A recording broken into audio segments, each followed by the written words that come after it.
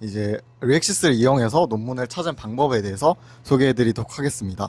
이제 발표자 박도훈, 김하연, 최성도입니다. 먼저 리액시스 이용해서 어떻게 쿼리 만드는지 설명하기 전에 이제 저희의 장점부터 말씀드리도록 하겠습니다. 일단 저는 창설이랑 연기세에서 NDI에 대해서 공부한 적이 있었고 그때 IR 분석을 조금 공부를 해봤고 그리고 계속 모프를 하고 있고 이제 현재 R&E에서는 CO2 관련해서 이제 전환하거나 흡착하는 반응 등을 공부를 하고 있었어요. 저 같은 경우는 이제 창설과 연기세 때 모두 NDI라는 리간드를 다뤄서 이거 가지고 이제 쿼리를 만들 거고요. TJ랑 IR 분석을 자세히 해본 적이 있어서 이런 분석이 있었으면 좋겠다 생각했고, RNA에선 고엔트로피 물질을 지금 다루고 있고, 창설, 연기세 모두 모프를 주제로 하고 있습니다.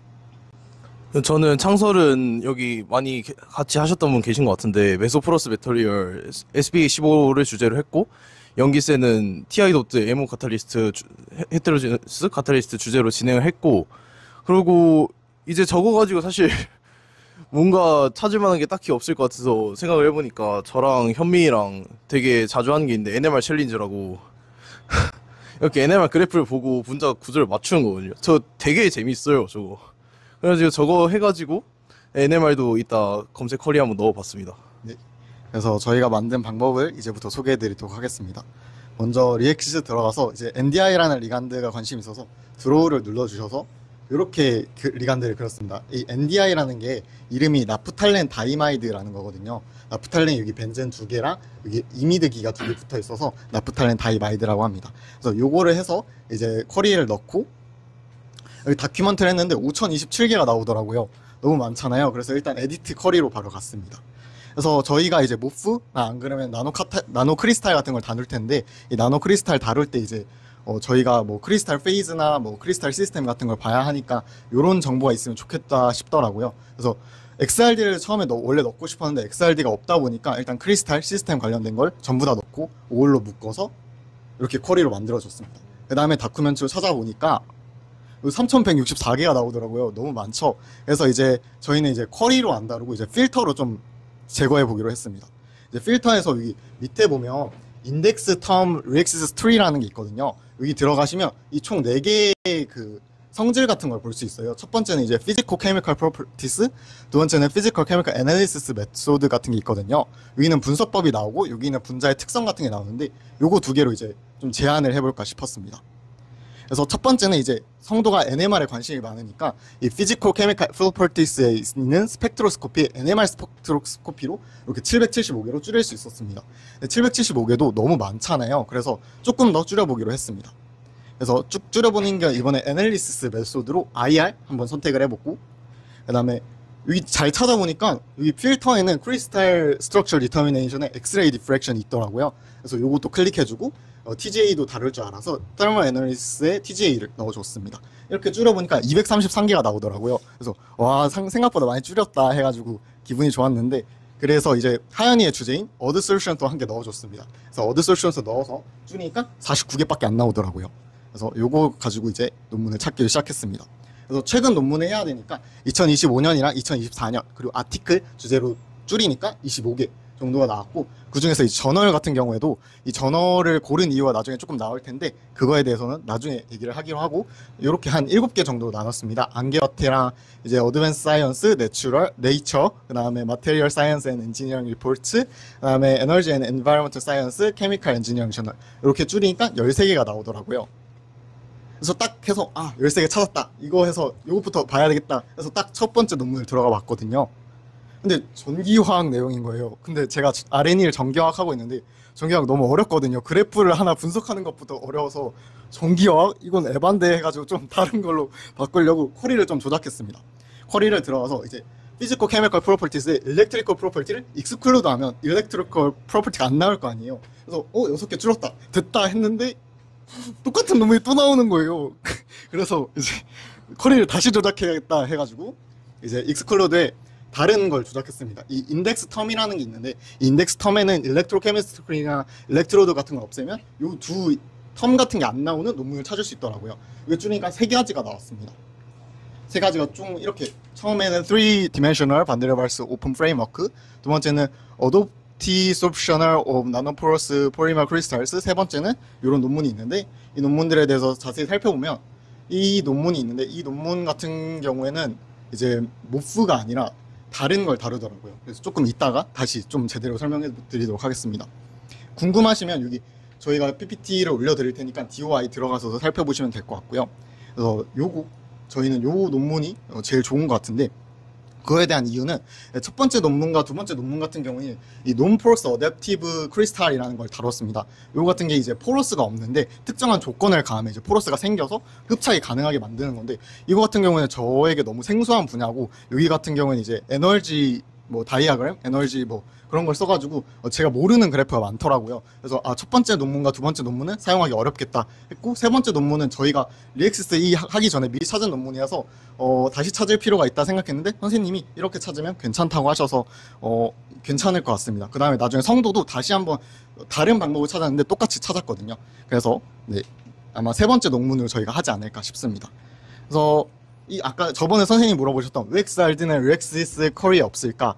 이제 거기서 이제 저희가 찾아봤던 게 XRD 같은 게 스펙트로스코피에 안 들어가 있었던 거잖아요. 이 이유는 이제 분광학 같은 경우는 물질이 전자기파와 상호작용해서 흡수, 방출, 상란되는 형상을 말하는데, XRD는 흡수하는 게 아니라 회절시키는 거라서 이게 분광학의 일부가 아니라 결정학의 일부라고 하더라고요. 그래서 이제 스펙트로스코피 컬이는 없지만 이제 필터에 들어가셔서 인덱스 텀, 그 다음에 피지코 케미컬 애널리시스, 그 다음에 크리스탈 스트럭처 디터미네이션, 엑스레이 디프렉션에 가면 XRD로 찾을 수 있다라는 것입니다. 두 번째는 이제 중간에 이제 어드솔션, 하연이의 분야인 어드솔션이라고 했는데, 이게 업솔션이랑 어드솔션 두 개가 있더라고요. 그래서 얘네들 차이가 뭐냐 해서 찾아보니까 업솔션은 흡수, 어드솔션은 흡착이더라고요. 흡수 같은 경우에는 물질이 내부로 스며드는 거고, 흡착 같은 건 이제 표면에 달라붙는 겁니다.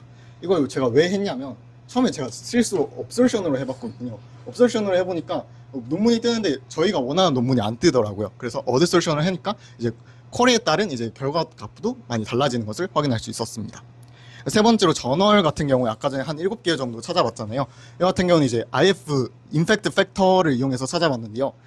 아까 전에 한 앞에 보시면 저널을 하기 전에 한 25개 정도의 쿼리가 25개 정도의 결과값이 나왔는데, 이 25개의 모든 논문을 제가 다 들어가 봤습니다. 그래서 전부 다 저널을 찾아봤거든요. 찾아보니까 어드밴스 사이언스 IF가 15.1, 그 다음에 안게와트는 16.1, 케미컬 커뮤니케이션은 4.3, 케미컬 엔지니어링 저널이 13.4 해가지고 대충 10이 넘으면 신용할 만한 하겠다. 물론 나머지 논문들도 다 RSC 뭐 윌리 거라서 다 좋은 논문들이긴 하지만 그래도 신뢰할 만하게 10이 넘. 제가 이제 약간 저널에 대해서 아직 개념이 확실하지 않아서 이제 IF를 기준으로 이제 했는데, 선생님 말씀대로 정확하진 않은 것 같네요. 그래서 이렇게 한번 비교를 해봤습니다. 비교를 해보고 아까 전에 그러한 결과를 얻었고요. 이제 논문에 제한을 걸지 말아서, 왜냐하면 대부분 논문이 ACS, RSC, 엘스비어 같은 논문들이었거든요. 그래서 제가 알기로는 이게 좋은 논문들, 좋은 저널이라고 알고 있어서 대부분 논문이 신뢰도 있다고 생각해서 25개 결과값으로 다시 한번 조사를 해봤습니다. 그래서 이러한 뭐 CO2 관련된 흡착하는 이러한 모프 관련된 걸 하나 얻었고요. 또 다른 CO2 관련된 흡착하는 또 다른 크리스탈 관련된 것도 하나 얻었습니다. 네.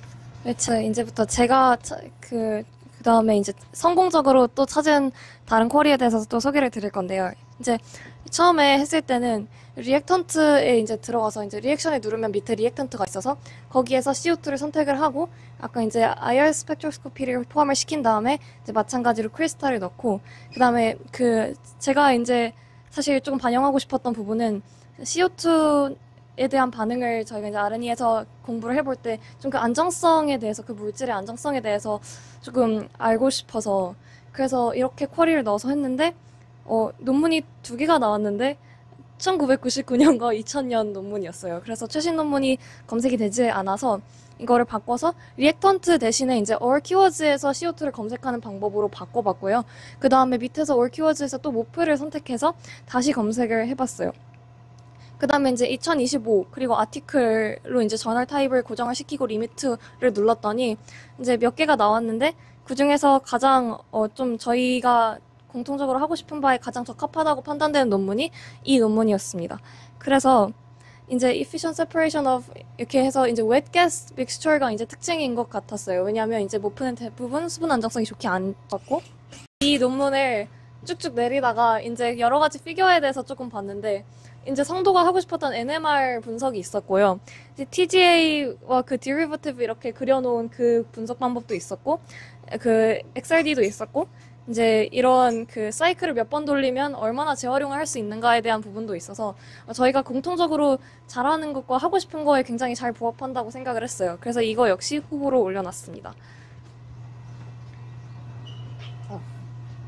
해보자면 저도 이제 다른 방법으로 한번 찾아봤는데 저는 NMR 아까 말씀드렸다시피 자주 봤기 때문에 NMR 스펙트로스코피를 우선 하나 넣었고 그리고 도훈이가 그 아레니와 그 창설 연기센 때 TGA 많이 다뤄봤다고 해서 thermal 키워드를 하나 넣었고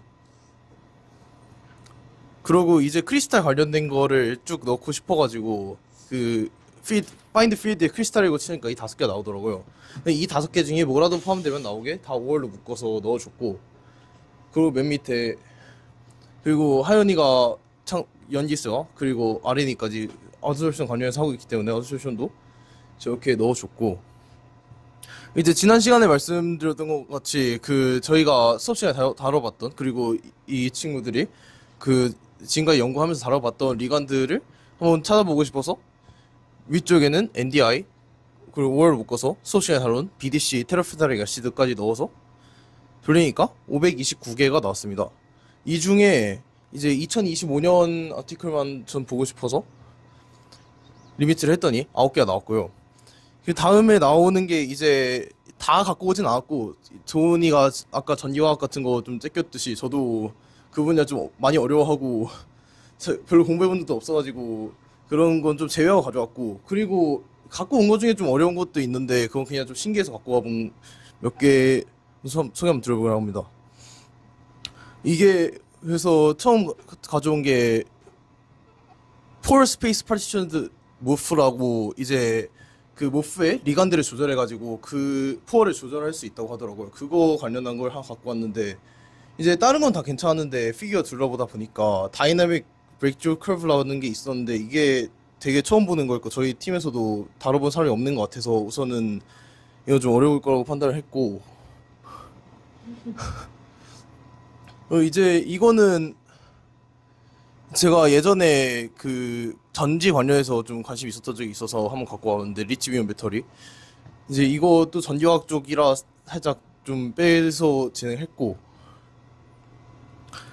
이제 그 POM이라는 게 있더라고요. 폴리옥소 메탈레이트라는 게 있었는데 이게 이렇게 생긴 거 이게 모프와 같이 되게 많은 분야에 활용이 될 수 있다고 하더라고요.